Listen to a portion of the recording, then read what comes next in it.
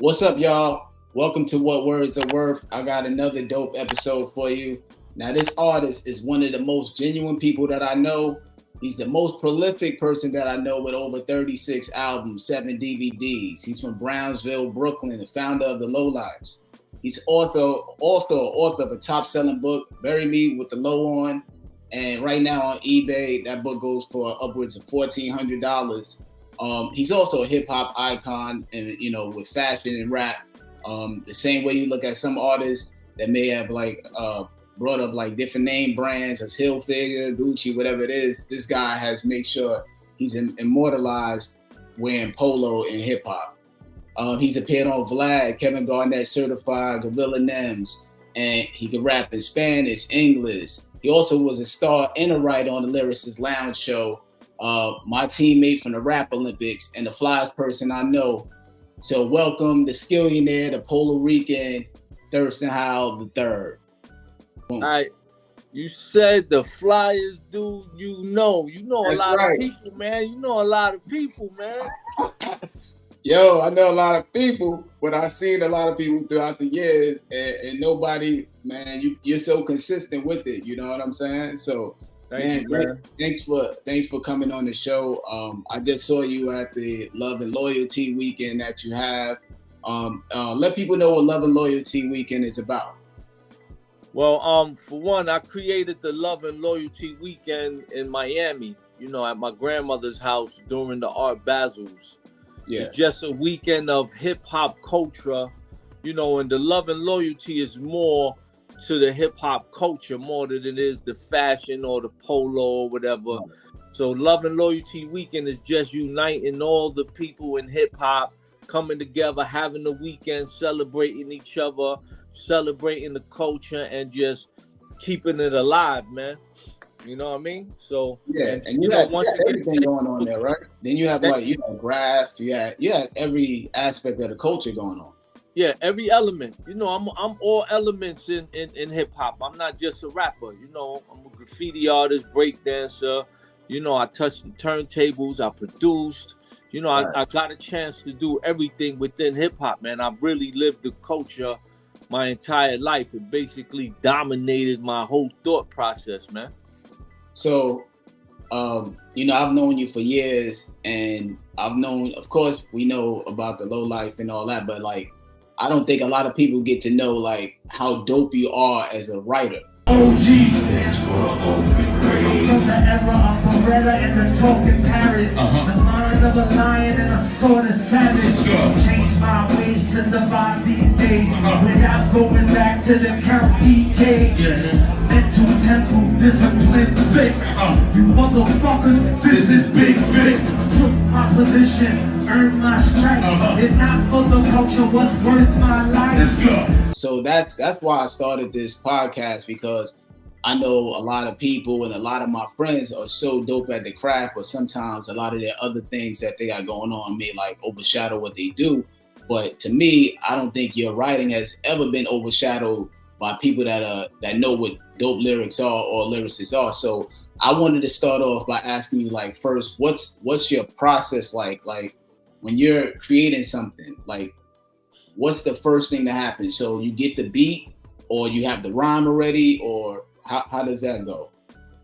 I mean, for me, that there's no way, a rule I have to begin. It can happen any way. The rhymes always come into my head, even if I'm just driving or walking down the block.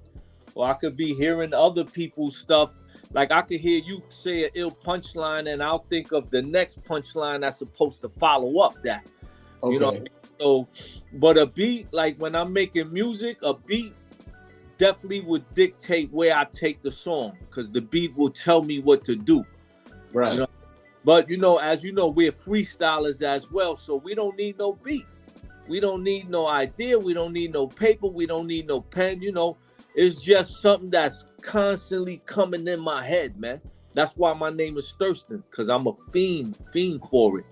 So that's what I was gonna ask next, which is crazy. Do you use the paper still, or are you on computers? Where you at now? Because I know for me, I transitioned a while ago into this typing it up. I felt it was easier for if I needed to find the rhyme again and just have it. And then also doing stuff for like, if you do like TV licensing and stuff like that, or anything, it could be a video, people want those lyrics. They need it. They need a copy of it. So, or you'd be caught up having to rewrite the whole song and send it to somebody. So where are you at with that as far as what makes you excited about writing? Would you rather write it on paper or go to the computer now?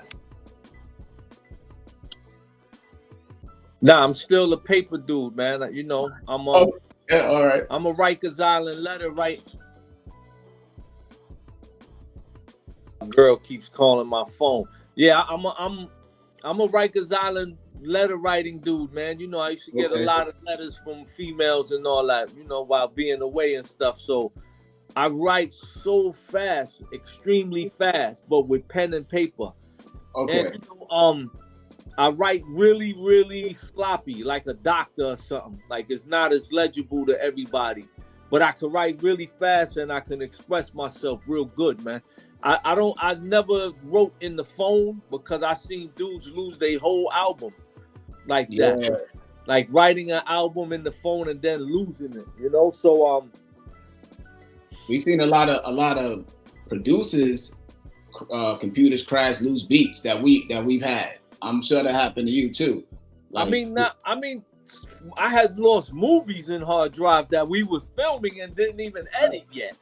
You know what I mean? Nightmare type of stuff, but I always learn to back everything up, man. You know, but like you said, with the writing, I stick to the pen and paper because I write really fast, man, even in the studio and all that. But when I finish a rhyme or when I'm piecing a rhyme together, I always edit and have a final sheet of when I rewrote it, and I save every rhyme. So I have like folders full of rhymes just saved.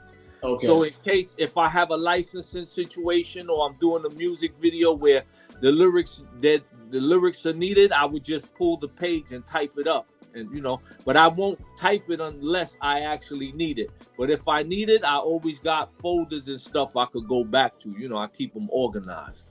So you mentioned that you write fast. So if I think like a lot of times the timing aspect of when you have to write a rhyme, there's a lot of things that play into that. So I think like somebody might need a rhyme in an hour, somebody might need it in a day. So how do you gauge how long to take on that rhyme? Or is it just I'm only gonna knock this out and I'm done? It goes by what I feel, man. I just follow what I feel. You know, when I write to beats and stuff, depending on how ill the beat is, that rhyme could take 10 minutes. That's you know what I mean?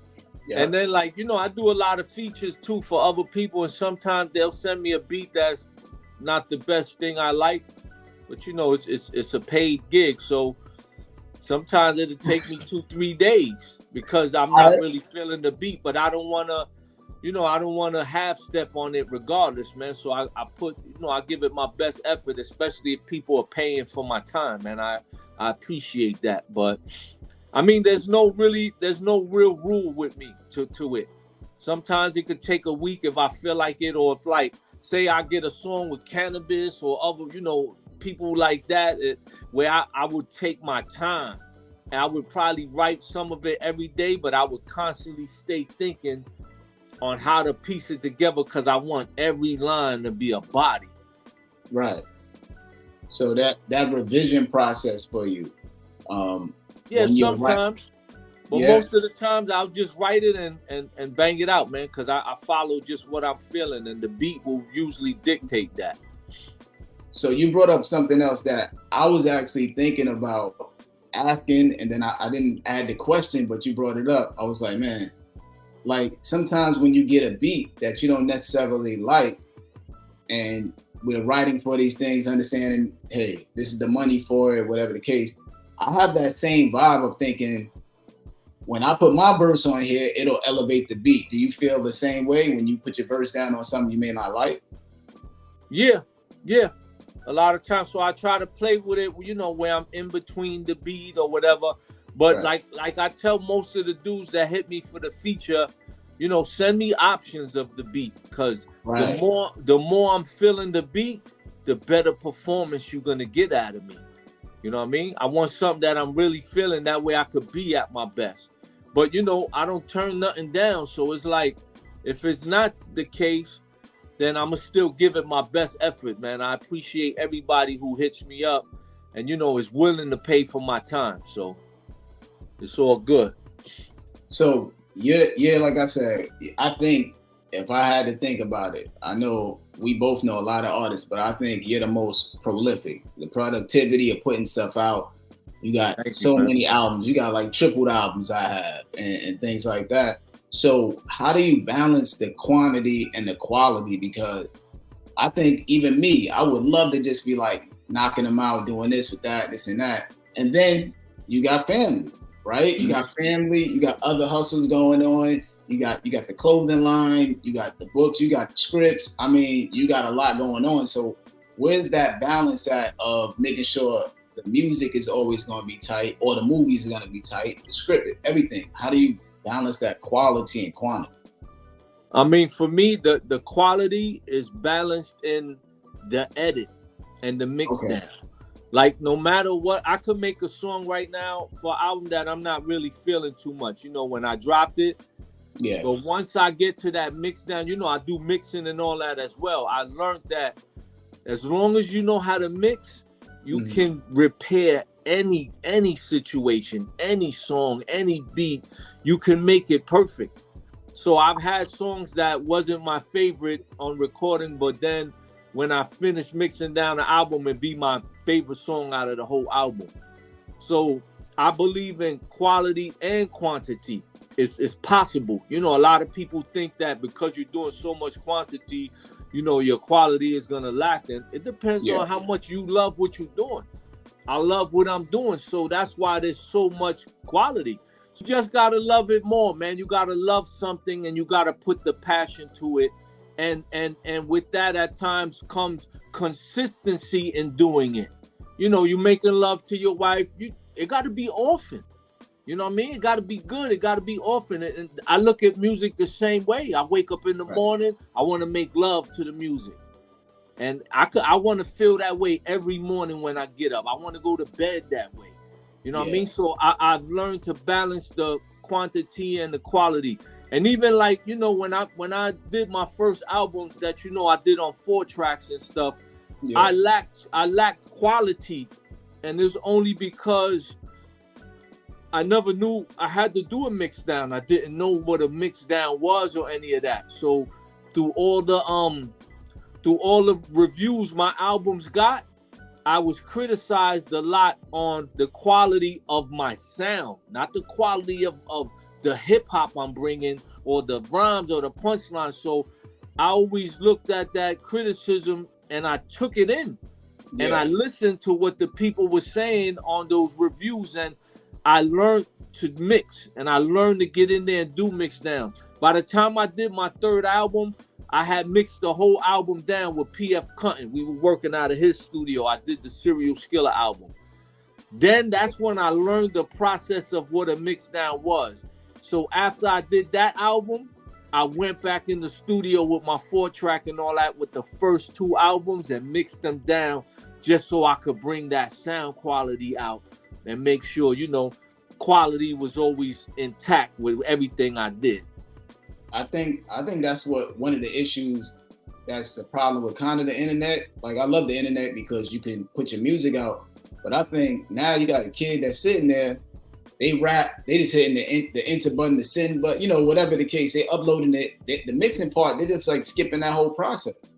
They don't care about the mixing and mastering of it, or I don't even know if some of them even know that step a lot of times. Yeah, that's what I was gonna say. They don't know. I didn't know.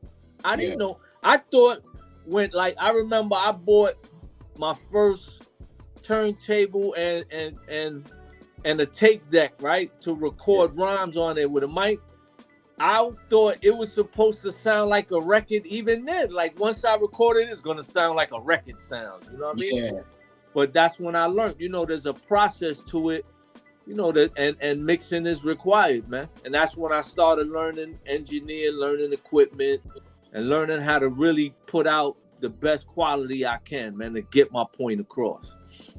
All right, so being you're able to produce, rapping. What do you like? What's the best part of it? Do you like the producing aspect or the rapping or both? What's your favorite aspect of it? Because I know I've come to your house and you like, yo, I got the beats, you play me the video, you got everything, the whole package of a song together from A to Z.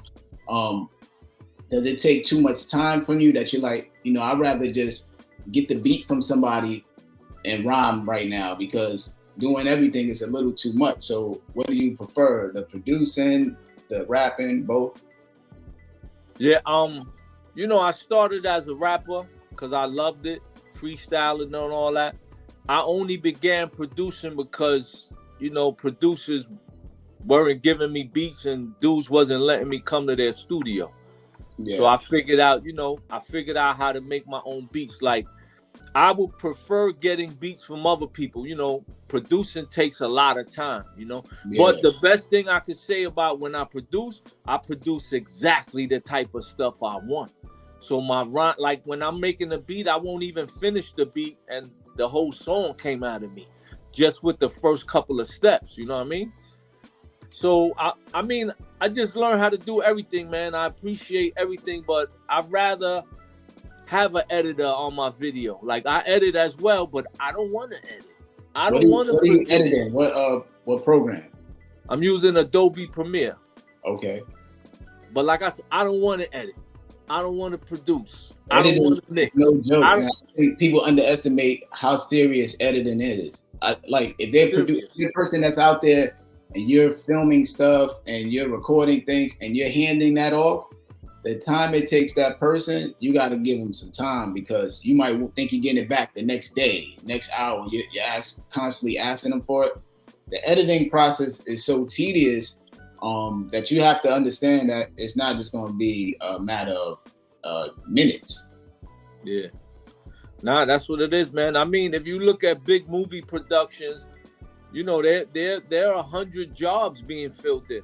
There are 5 editors, things like that. So it's like just to lighten the load on people, man, because this type of work takes a lot of concentration. It takes a lot of hours and all that. So like I said, I would rather have a lot of people in play and sometimes just be the brain in the production, write the treatment, write the script, and do all the production management aspect of it, and then fill in all those seats, the sound man, the editor, the DP, and all that. I hate having to wear so many hats on a production. And I mean, even you see in all my film productions, me and Box Low do a lot of stuff together. And I even stress it to him. Box is an amazing editor, graphic artist and all that. But I say, yo, Box, we need 10 of you just to accommodate the amount of ideas I could come up with and to execute everything we want to keep doing. You know what I mean? Because right now I got more ideas than I actually have, than I'm capable of putting out. And then, when it comes to the budget, being self-sufficient, having to do a bunch of it yourself, and you don't have these major budgets, you got to wear 15 hats on a production. And that, to me, I'm kind of tired of that, because that actually hurts at the end of the day. You know what I mean? Yeah. Not hurt my product or anything. It hurts me physically that I'm doing shoots for 20 hours. Like when I shot my cooking show, a lot of people don't know. I shot it with my dude Jokes in Miami, and the fact that I don't have a budget for tomorrow. I only got the budget for today's work. Yeah.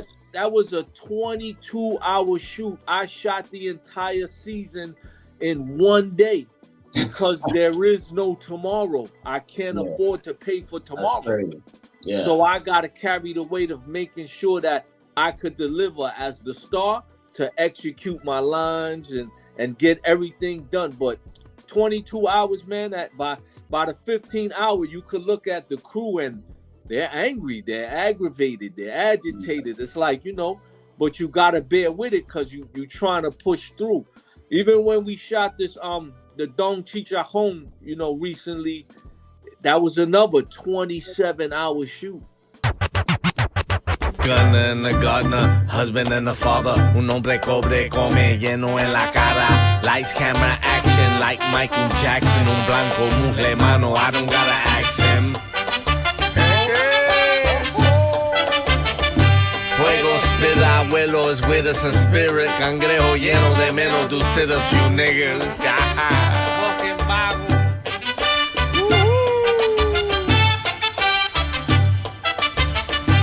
Playa bombs, pantalla is slum, batalla in the fire, we dying from young.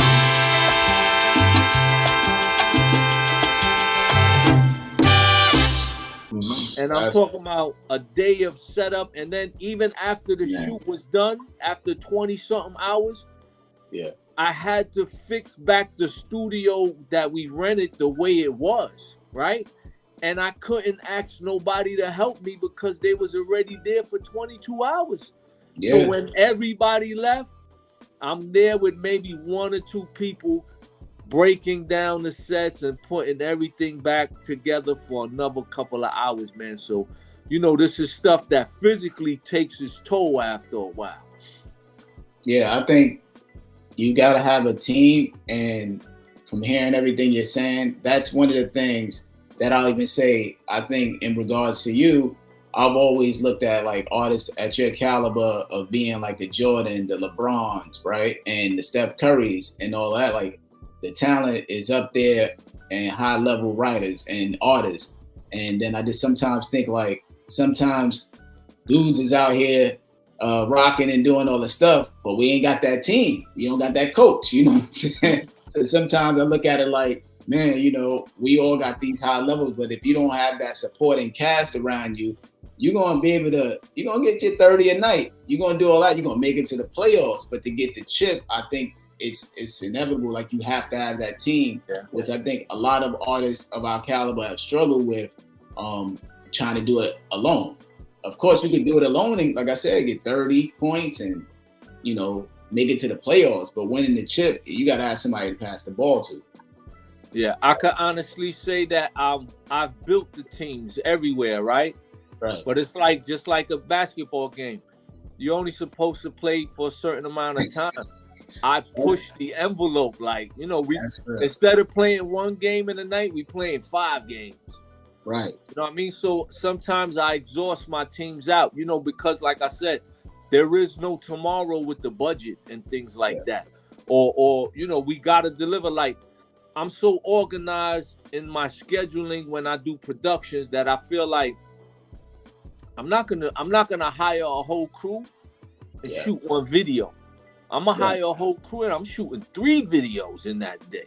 I'm gonna maximize, you know, what I'm doing because I know how to organize it. You see, like when we did Lyricist Lounge show and all that. Yo, dog, what we came off with? I don't know, but we came off. Man, let's split this up then, brother. Yo, you're right. This was a good building. I know, man. Let's go downstairs and do it again, man. We need to do this every day. Let's do it again. Come on. We got like about $200. Yo, you can buy a new suit. I can get a new hat. Come on.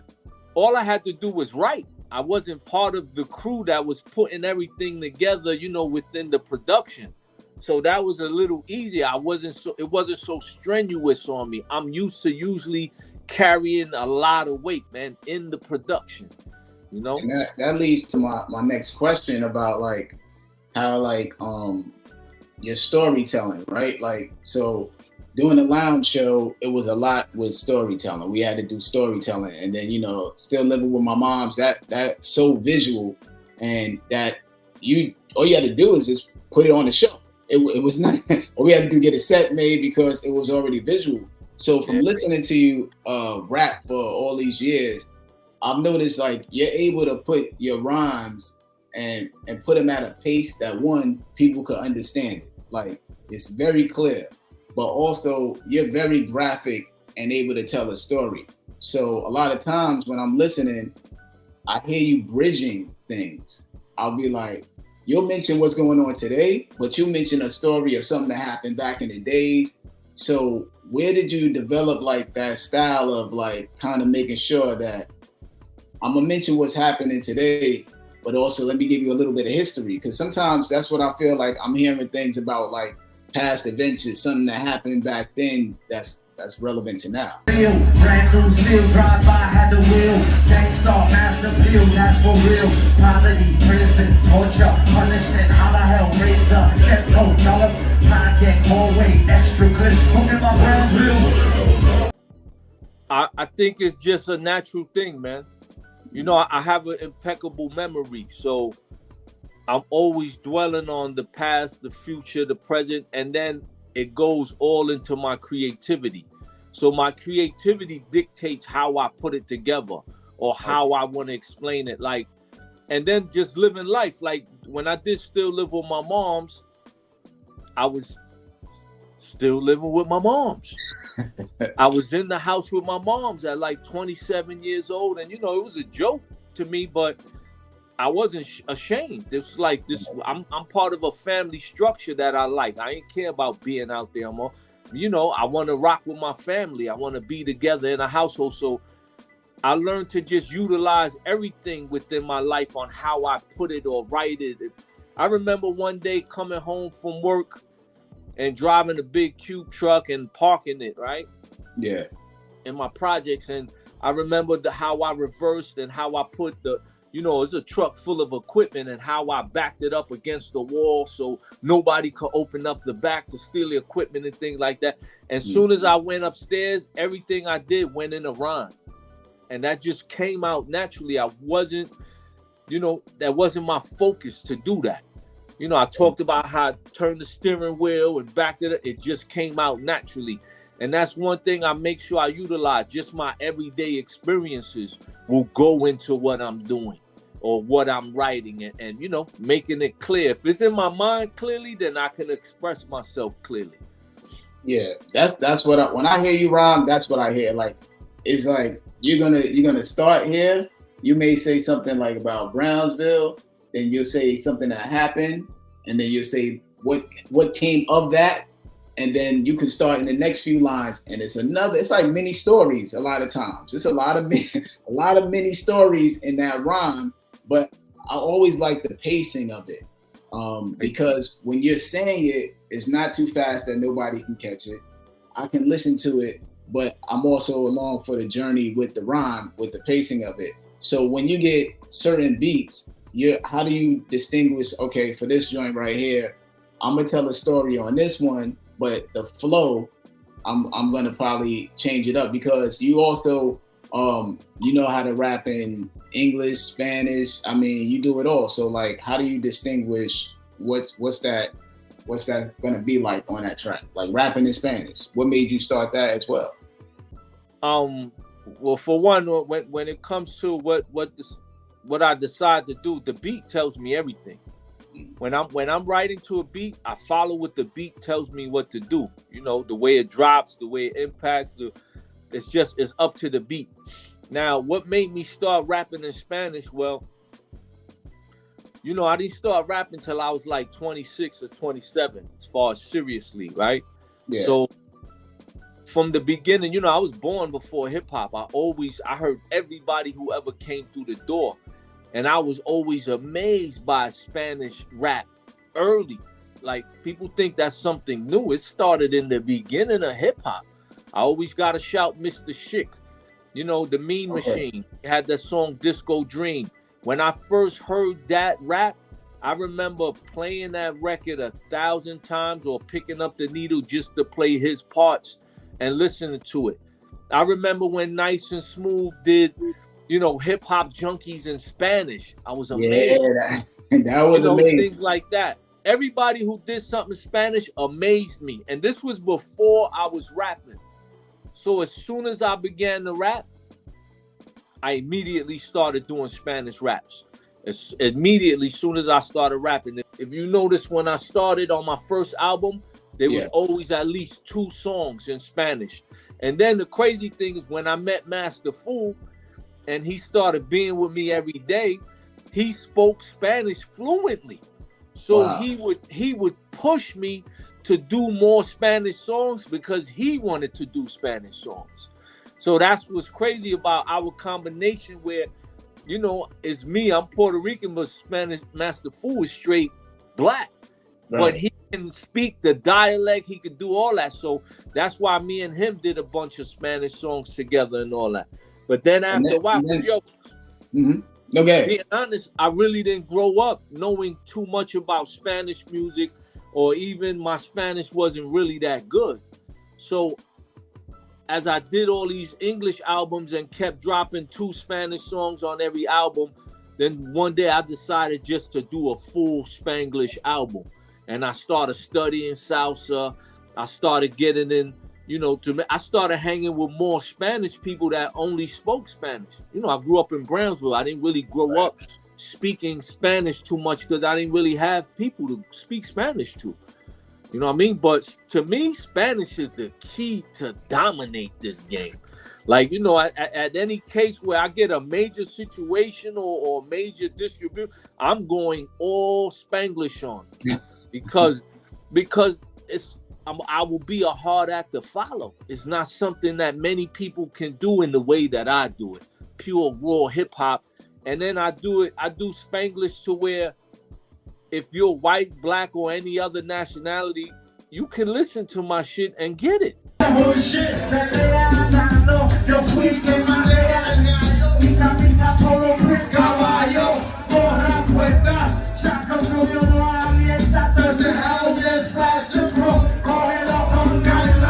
You'll understand it because I go back and forth so much in English and Spanish, and it's still hard body hip hop. Like, you get gigs to. I remember talking to you, was like you had gigs that dealt with you coming there to rap and do the Spanish songs, right? Yeah, I do full Spanish sets now. Right. I've traveled to different continents because of my Spanish stuff. It really took me to a whole nother aspect of things, man. And actually, to me, the Spanglish stuff is the easier writing for me because I don't have to be that critical because nothing has really been said this way. In English, you got to be careful what you say. Somebody did that already. Yeah. Spanglish is still unconquered ground. So when I go in Spanglish, you never heard nothing like this, is how I approach it.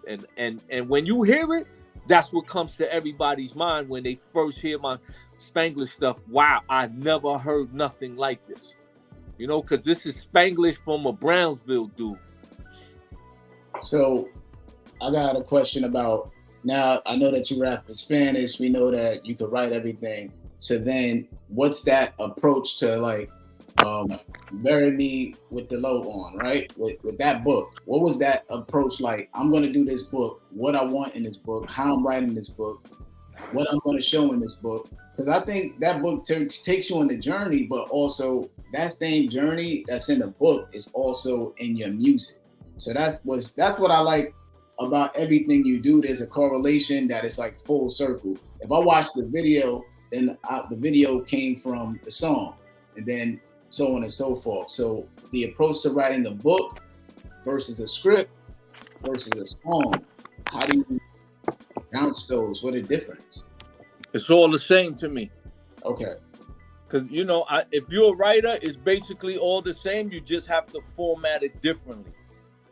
I mean, writing a book, to me, writing stories about my life and all that, I'm working on the next book now, right? Mm-hmm. And that just flows naturally. And just like I said, as far as the quality and quantity thing, I just flow and let it come out.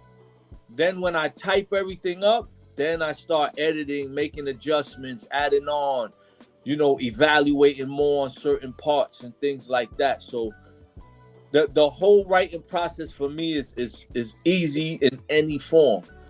I think I would consider myself a natural writer because, I didn't have much education. I didn't go to school and things like that. But when I was in the 3rd grade, I lived with my Christian aunts and uncles and stuff while my mother was in prison. And they pushed me as far as church and reading the Bible and memorizing scriptures and studying this, to where it had an effect even in school, where I remember scoring a 7.9 reading score in my school in the 3rd grade. And that was because of how much they pushed me into reading and memorizing stuff that had to do with church. But then I give a lot of my credit for writing from being locked up. You know, I was a dude where, you know, I had a lot of women that would write me, you know, and if I got 5-6 letters a day, I would write back everybody in the same night because I wanted to keep the flow of the letters going. So, and you know, I'm not a 1-2 page dude when I was writing back. I'm writing stories. I'm writing romance novels to these women and things like that. So that really helped define my pen heavy. Or I just wanted to be entertaining to the women in how I wrote because I want to respond. You know what I mean? And even I was the dude that other dudes would call me, you know, come to me in jail like, how much, you know, I want you to write my girl back for me because she don't respond. And I guarantee to get you a response, you know, for a certain price. Right. You know, but I credit it to that, man. I spent a lot of time writing, man, while locked up, man. Stories. And I really developed my whole writing style there just to keep my mail flowing, man. So what inspires you to finish? Like, I think that's one thing that I could say. If me and you probably know, man, tons of people, they want to do what we do. They want to write the books. They want to write the scripts. They want to write the music, the songs, but they don't finish. So how do you have that drive in you to say, I'm gonna finish this? Me talking to you, we talk off camera, and you call me about some idea. I have no doubt that the idea is gonna happen from you. You know what I'm saying? I already know. Whatever you say, yo, I'm thinking about going over here and building this. I'm just waiting until it's finished being built. So where do you get that drive to like complete stuff? I believe that drives come from the lack of having once upon a time. You know, when I was young, I was very creative with my toys and things like that. You know, I don't remember getting Christmas presents and things like that as a kid. You know, I would make my toys, man. I would make my nunchucks. And I remember when I saw a Master Killer movie, I made the 3-section nunchucks. You know, I stole my grandmother's broom. I stole the chain that you walk the dog with. I clipped the chain. I cut up the broomstick. And then I nailed it together and I made chucks. So I believe I execute with everything that I start. I have to complete it. And that goes beyond music, film, and all that. You know, I'm a painter. You know, everybody knows I paint houses for real because I love to paint and it's therapeutic. So I didn't know that. I didn't know you was a painter like that. I didn't know that. You came in my crib. This is all my work. This is how I do it. But I do it for my family. I don't like doing it as a job. I'll do it as a labor of love for my family members and things like that. I just love seeing something completed. That's a big thing about me. I always love to finalize. I love the process, to see the process. I'll record the process just to see how I did it and things like that. But I believe I do that with every single thing that I do. There's nothing I don't complete. I don't like to start nothing that's not going to be finished. I've been paid, man, to do projects for people, and I would hand in the work that they needed from me, and the project doesn't get finished, and I'll complain like, I didn't just do this for the money. I did this to see this project be complete and come out. You know what I mean? That's part of my resume. That's part of just me knowing the process of completing things and always have something to show for it, man. So it's just a natural thing for me, man. I don't like beginning nothing that I'm not going to finish. Even the idea, you know, it's crazy that when we did the Lyricist Lounge show, you remember like we were all creating scripts on our own too on the side, right? Yeah. And I remember that I brought a bunch of ideas to the table script-wise and all that some people didn't get. You know, some of the other people, because I'm an extremist, man, with my stuff. So I still got those scripts in folders for when the day comes to pull them out, because I get it. And I know as long as I execute them, everybody's going to get it. Just like all my other visuals that you see. You know, it's times I'll pitch the idea to somebody and they don't get it. So you know what? I execute it myself. And when it's finished and I have, final product to show, everybody gets it from there. You know what I mean? I think what's dope about that is the patience you have and understanding that the idea you have is dope, and it might not be the right timing for other people, but the idea is still dope. And I can attest to that because people may not know the first season of the Lyricist Lounge show, you were there watching everything get put together, learning the craft of how television ran and everything. You were right there with us. You weren't on TV yet, but the second season you came back, you got your own sketches on there. You rapping on this TV. So I think that's a testament to what you're saying. You were there pitching ideas, but you were patient enough to observe what's going on until you got your opportunity. I believe it didn't go that way. I was there on the first season as Master Fool support, right, because I wasn't included on the show, and I didn't want to I didn't want to overstep anything. If you remember, I never sat in anything, and I never sat at no readings. I didn't present no ideas or nothing. I just stayed in the crib a lot, working on my own stuff. You know what I mean? When we was in that big haunted mansion up there. You know what I mean? So I believe that the second season happened because everybody saw how prolific I was with only wanting to work. Even when we in California, you don't see me running around. You don't see me chasing women. Everything I went to had to do with getting a step further. We rent like gas and phone. Mama's cool. Even though my ass is grown, I got the same bedroom since third grade. Still be living here when I'm 888. The only woman a man can't trust. Even my uncle still lives with my grandma. You know what I mean? So by the time the second season came and all you guys spoke up for me, you, Master Fool, and all that, you like, yo, Thirstin needs to be a part of this. He needs to be he needs to be. And I always remembered that and appreciated that. So by the time the second season came, now I'm here. And I remember your exact words. You told me, you was like, Thirstin's on board now? Good. Somebody gonna help alleviate all this work on me. Yeah. You know what I mean? Because like I tell everybody everywhere we go, man, 1,000 times I've told this story that you were the quarterback of the show. And not just the quarterback sketch I'm talking about. I'm talking about the quarterback. I followed your lead in every way. I trusted your decisions. I trusted the words you said, everything you said, because your intentions were always pure and you was always willing to get it done. Like, let's get it done. There's nothing else to talk about. You're not sidetracked. I've never seen you been influenced by anybody, anything anyone was doing, and you still was able to relate to everybody, no matter how different y'all were. When I seen you and Master Fool become damn near best friends, I was like, yeah, you somebody special, because Fool is a different kind of dude. You know what I mean? Yeah. And Fool, somebody stay with me, live with me, all of that. So I know how to relate to Fool mainly because we from the same grounds and stuff like that. But and you really brought a lot out of Fool, man. That's somebody who really got a lot of love for you, man. He's told me that 1,000 times. Yeah, man. Shout out to Master Fool.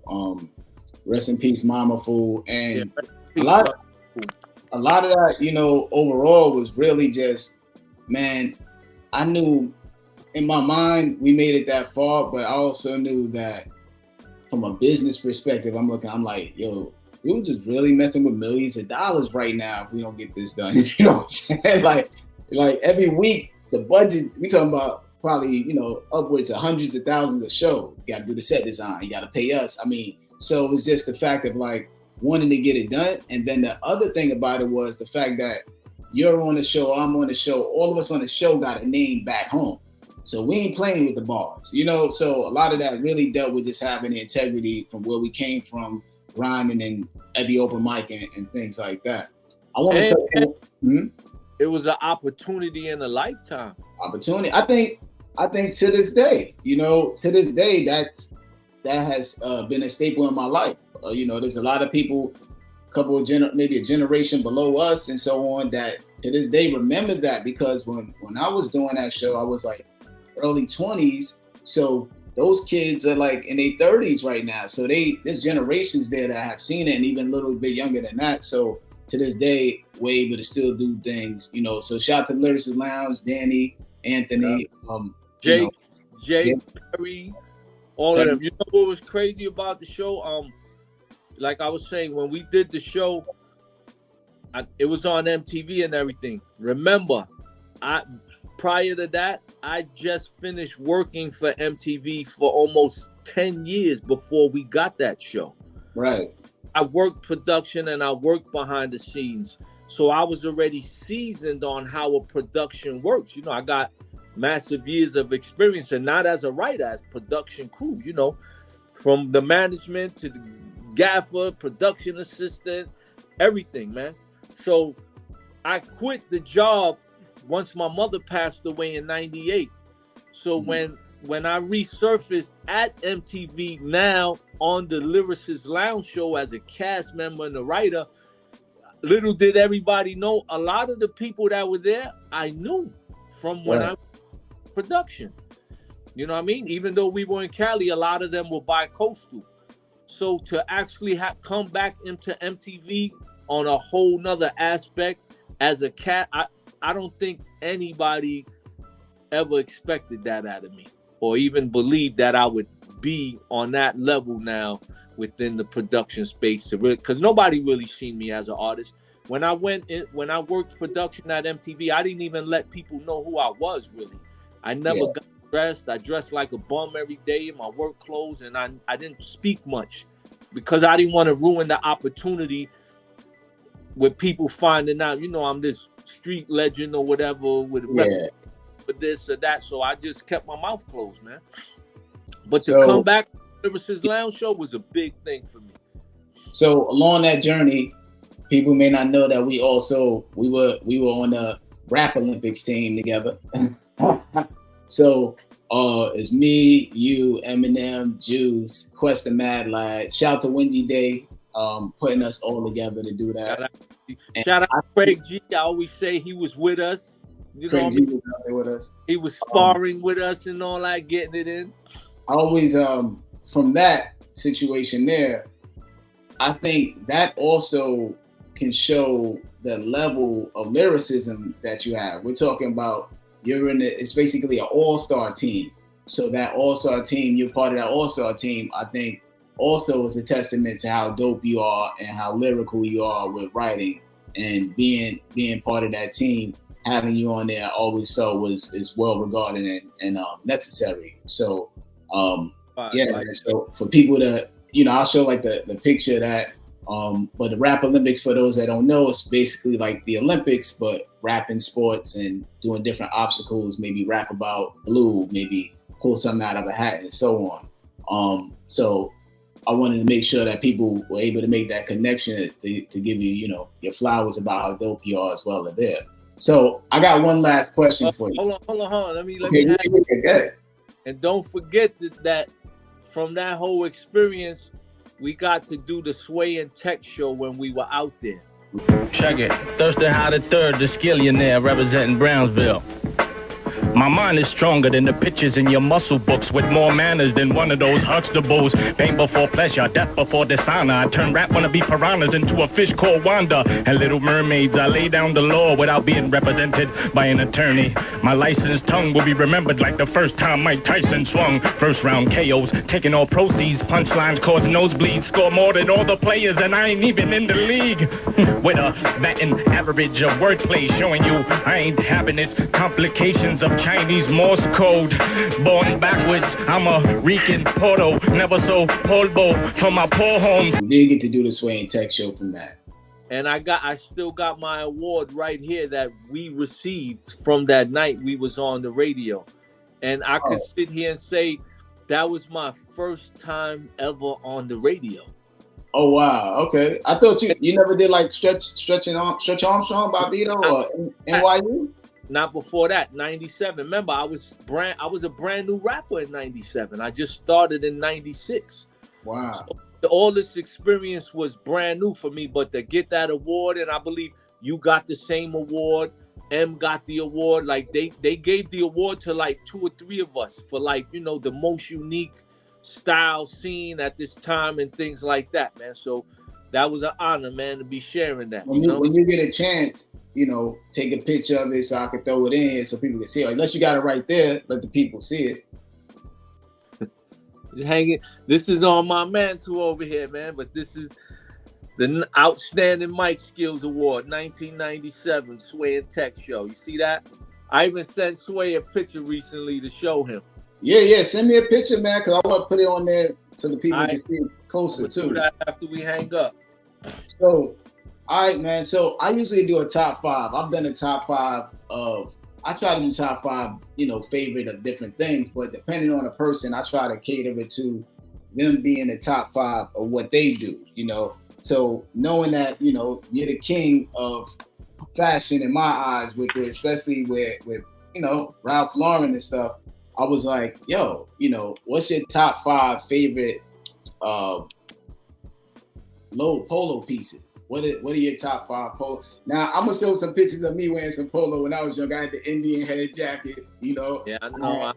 I already know how you do. I had the horses. I had the one with like the stampede of horses sweater. Mm-hmm. I had some joints, man. I had the boots. So I'm gonna put a picture in there with me wearing some polo when younger too. So what it like, what's the top 5 Ralph Lauren polo pieces in your mind? I mean, there's a lot. It's just like when they ask me my top 5 rappers, I'll be like, there's no top 5 rappers to me because of the eras. There's so many hip hop where I had a favorite, and the same is with the polo. You know what I mean? So, and the same goes for the logos. Polo made so many logos that I was more intrigued by the logo when I chose the actual shirt or sweater I wanted. And I would have to say the cross flag logo is my number 1. Okay, all right. Because I tattooed it on my stomach too, real big. The cross flag. Okay. That was the 87, 88 because that was a real dominant, a dominant year for me where I really was dominating the cross flags. The button ups, the visors, the socks. Yeah. The water shoes, the moccasins, like I went hard with the cross flag, the hoodies with the stripes. So I would say cross flags number 1. Okay. I would give the universal like number 2. Okay. I'll make sure I rap today for you. Yeah, the cookie is another one. I was gonna say the cookie because I had the boots. Yep, all of that. So it's more about that kind of stuff, man. It's like the logos, but as you know, I'm more into the home accessories with the low stuff, man. That's my favorite stuff right now. What's I try to tell people when I'm like, yo, this guy has like everything, man. Like rugs, everything. What's your favorite maybe wild accessory thing that you own that people may not think that you have or own? Because I've seen some of the stuff. And I'm like, yo.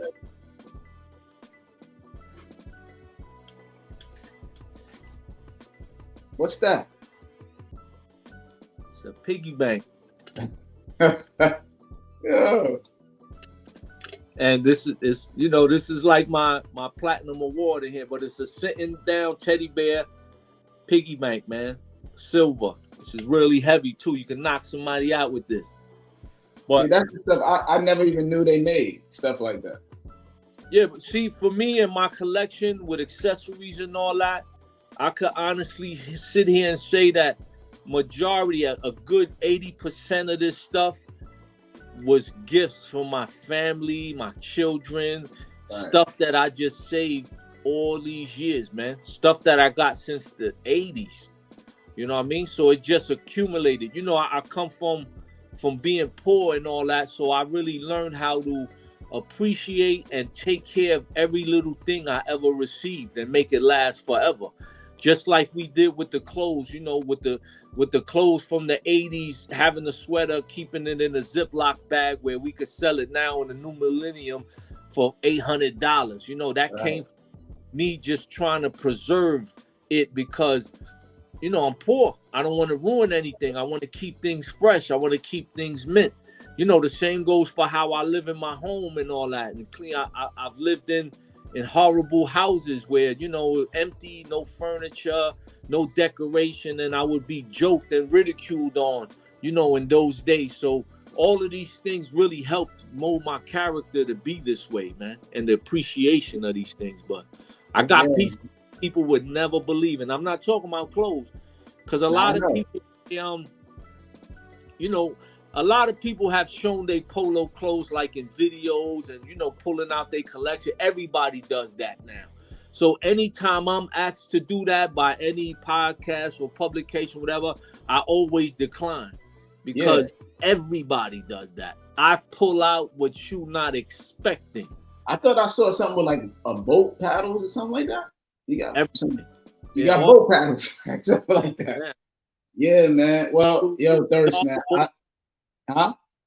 Boat paddles, dartboards, like it's a museum up in here, man. Yeah, send me pics, man. I want to put all that in here, man. But yo, Thirstin, man, I appreciate having you on here, man. Thanks for having me at the Love and Loyalty weekend. Thank you for coming, man. Thank you for coming. And like I tell the world every time, just like I announced on stage when I presented you, man, my respect for you has been so big, man, from the day I met you.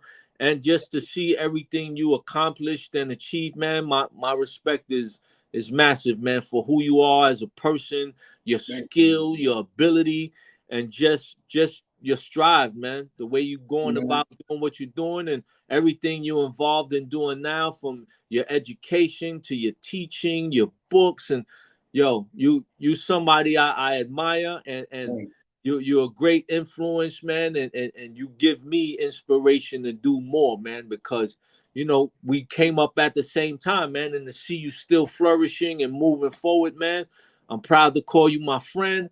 I'm proud to call you teammate, my brother, all of that, man. Same here, man. Yo, so give out your social media where you need people to check for what's going on, you know, where you want them to go to buy stuff, whatever you need. Thirstin Howl the 3rd, THIRSTIN HOWLTHE, the number 3 RD.com. That's my website for all the merch, the music. Same for my Instagram, Thirstin Howl the 3rd, same spelling. My Facebook, Victor Thirstin Howl de Jesus. You know, you can find me everywhere. Same with my YouTube, all the same spelling, man. Go check out my 200 videos with 200 more coming. You know, go peep my 100 albums with 100 more coming. I was just in the lab yesterday mixing down the next album to drop, you know, early in the new year. It's massive. I already got joints. I just got to leak it real quick. I got this joint right I did called Character. It's about, you know, Thirstin Howl was a character on his music, but it's me, Dana Dane, Humpty, Snagglepuss. It's like full of all the rappers who are characters. No, man. Produced by my nephew Zay Skills, with Supernatural on the hook and reggae.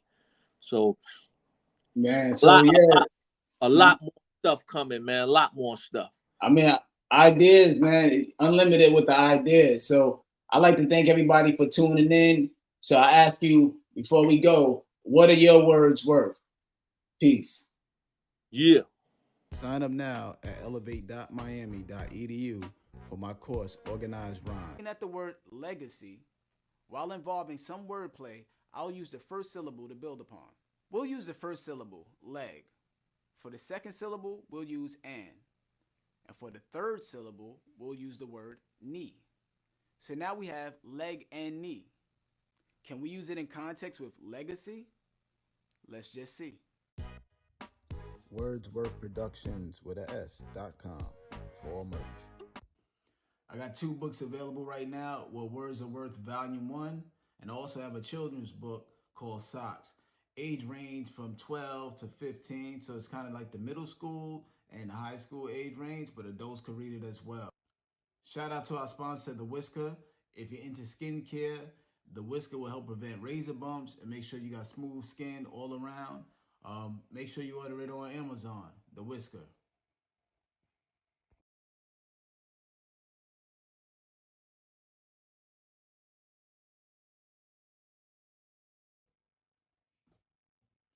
Make sure you check out wordsworthproductions.com. There you can book me if you want to book me for shows, consultations, panels, and things of that nature. And also, it'll give all the upcoming shows that I'll be attending or performing at or appearing at as well. Wordsworthproductions.com. We write plays, books, movies, anything that deals with writing and creativity. Contact us.